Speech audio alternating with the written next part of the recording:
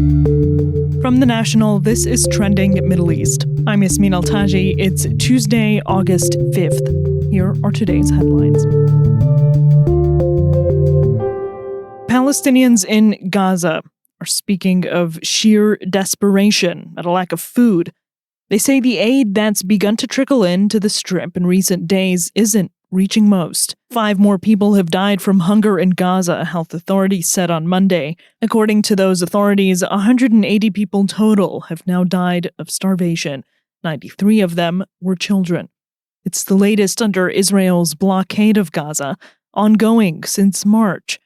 These deaths come amid warnings that whatever's left of the medical sector in Gaza can no longer carry the burden. The enclave's medical and humanitarian situation has deteriorated significantly.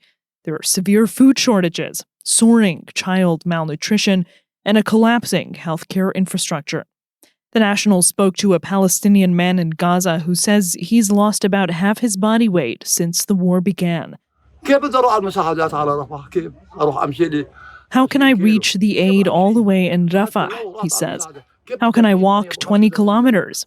And even if I do manage to get there, how can I, a 75-year-old man, carry a bag of flour? As the humanitarian situation worsens, international efforts have included airdrops of food and aid supplies. The UAE carried out its 61st aid flight on Sunday with the help of Jordan, France, Germany, Belgium, and Italy.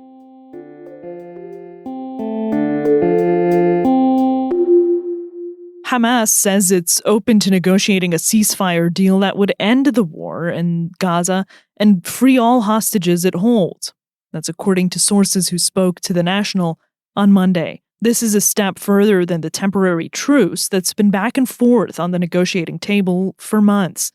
The contacts take place both remotely and through physical meetings in Cairo and Doha. But the sources didn't disclose the content of the discussions except to say that they're expected to be finalized during a proposed 60-day truce in the nearly 22-month war. The National's Hamza Hendawi reports from Cairo. This presents a shift of focus from the last bid to reach a Gaza deal. When Israel and Hamas were offered the 60-day truce, the release of 10 hostages along with the remains of 18 others, as well as the redeployment of Israeli forces in Gaza to allow for humanitarian aid to flow. The deal was derailed when Hamas suggested amendments to the final proposals, mainly on the extent of the Israeli redeployment and its insistence that high-profile Palestinians serving long jail terms in Israeli prisons are included among the hundreds to be freed by Israel as part of a deal. Meanwhile, hundreds of retired Israeli security officials have urged U.S. President Donald Trump to pressure Israel's leadership to end the war in Gaza. That's even as it vows to expand its fighting in the Strip. The former officials wrote in an open letter shared with the media on Monday, quote, "It is our professional judgment that Hamas no longer poses a strategic threat to Israel," unquote. 550 people signed that letter, among them former heads of Israeli intelligence agencies. The sources spoke to The National 2 days after U.S. President Donald Trump's Middle East envoy, Steve Witkoff, told families of the hostages held in Gaza that he was working with the Israeli government on a plan that would effectively end the war. Mr. Trump himself has said ending the conflict is a priority for his administration. However, months of negotiations mediated by the U.S., Qatar, and Egypt have failed to reach a deal as Israel's government faces mounting pressure over humanitarian conditions in the enclave.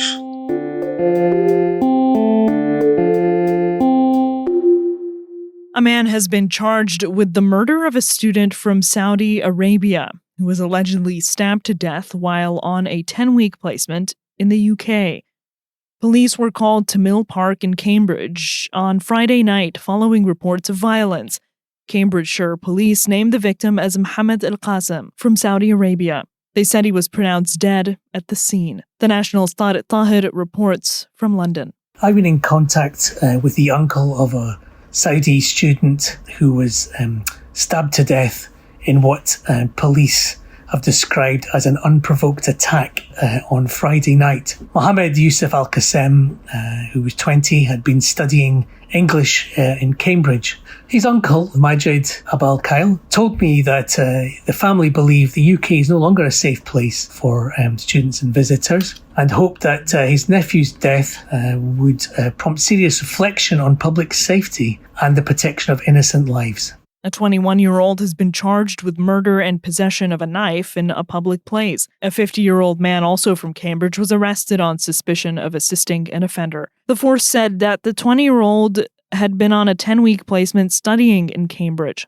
EF International Language Campuses Cambridge is a private school offering English language courses to overseas students. It said it was, quote, deeply saddened, unquote, to confirm one of its adult students had died. His uncle paid tribute to Mohammed, saying that he was a calm, kind-hearted young man who was loved and respected by everyone who knew. He had dreams of studying medicine and came to UK with what he said was a heart full of hope and a passion for learning. Unfortunately, his journey ended in tragedy. That's all for this morning's headlines. You can get these stories and follow our live coverage at our site. Yasmin Al-Taji, The National.